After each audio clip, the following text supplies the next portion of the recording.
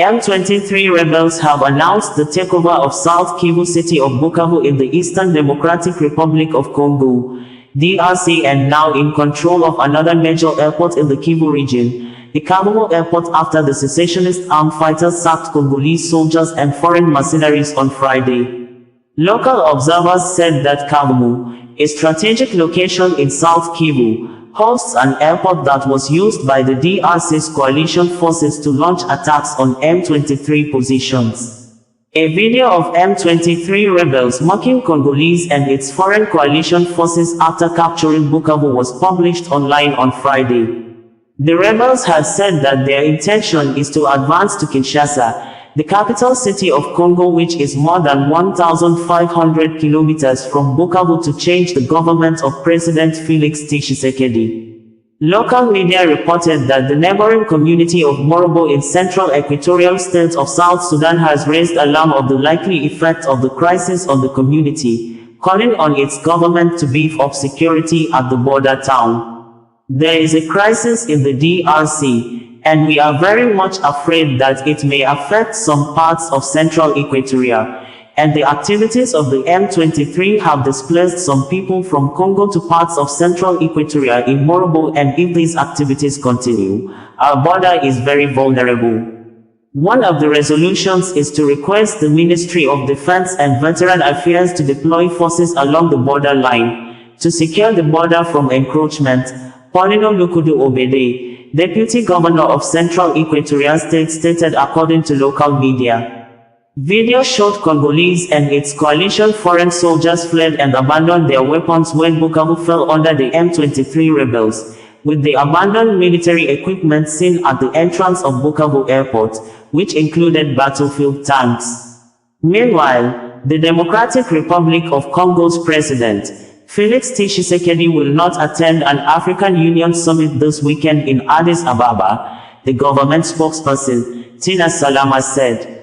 The AU summit is focused on ending DRC's conflict with M23 rebels in the east. Prime Minister Judith Suminwa Tuluka is expected to represent the African nation at the event, Salama said on Friday.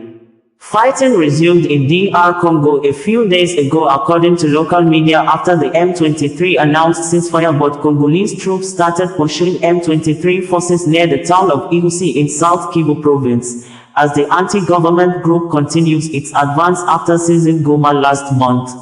We had reported that the United Nations UN says dozens of inmates with more than 150 female prisoners alongside their babies were burnt alive on January 27, 2025, when some detainees at Muzenze prison in Goma set fire on the facility to escape after M23 advanced to take over the city, forcing prison guards to flee and shot dead many inmates. It would be recalled we had reported that, in a bitter reaction to the statement credited to South Africa President Cyril Ramaphosa over the killing of 13 SA soldiers in Goma by M23 rebels, Rwanda President Paul Kagame has talked off over President Ramaphosa's description of Rwanda Defense Force,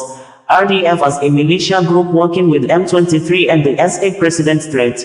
Rachel and commented on President Cyril Ramaphosa's social media post published, accused South Africa of being a party in the conflict in the Democratic Republic of Congo, who always launch offensive operations against M23 rebels, only trying to manipulate the public by thus falsely claiming to be a peacekeeper in a war the SA has joined hands to escalate. This, as hundreds of Romanian mercenaries contracted to fight against M23 rebels ceded or surrendered to M23 rebels in the presence of the rebels' spokesperson, Willy Angoma Ingoma, who was seen in videos warning and cautioning the Romanians never to come to Congo to fight against them before the Romanians were transported to Rwanda for further assistance to their country. We had reported that over 1,200 men of the Armed Forces of Democratic Republic of Congo have ceded or surrendered Goma, the country's largest city, to M23 rebels, with DRC military uniforms flooding the streets after the pulled of the army attires and took refuge at UN peacekeeping military base, leaving South Africa soldiers to continue to fight on. But South African military formation in Congo, in a statement denying that its men did not surrender to M23 rebels, insisting that the white flag hoisted by one of his soldiers during heavy gun battle with the rebels was normal military tradition for both sides to cease fire to enable the South Africa troops passage to receive medical supply and as well give room to the M23 rebels the opportunity to rescue their men injured in front of the South Africa military base near Kavumu Airport. This, as thousands of pro-government protesters attacked and burned some portions of US, French, Kenya, Uganda, Rwanda, and other foreign embassies in Kinshasa. We previously had reported that thousands of prisoners at M23 prison facility in Goma, the capital city of North Kivu province in the Democratic Republic of Congo, may have set themselves free after M23 rebels took control of Goma early morning hours, with videos posted online showing civilians flooding back to Goma and welcoming the M23 rebels in a rousing manner. Earlier same day, we also reported that one of the most troubled countries in Africa, Democratic Republic of Congo government begged civilian residents in the country to flood streets on Monday the 27th of January 2025 just as M23 rebels are now in control of Goma, after killing the Congolese military commander, over 9 South Africa soldiers, a total of 12 UN peacekeepers, forcing other Congolese soldiers to surrender their weapons before the 3 a.m. Monday 27, 2025 deadline set.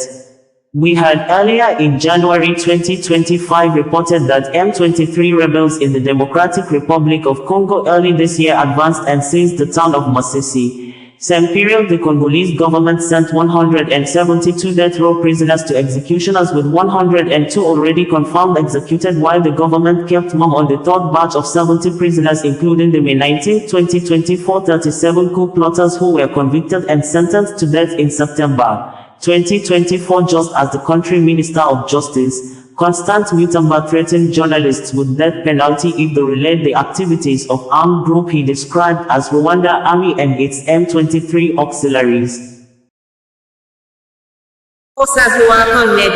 Bringing you the news in a more digital way.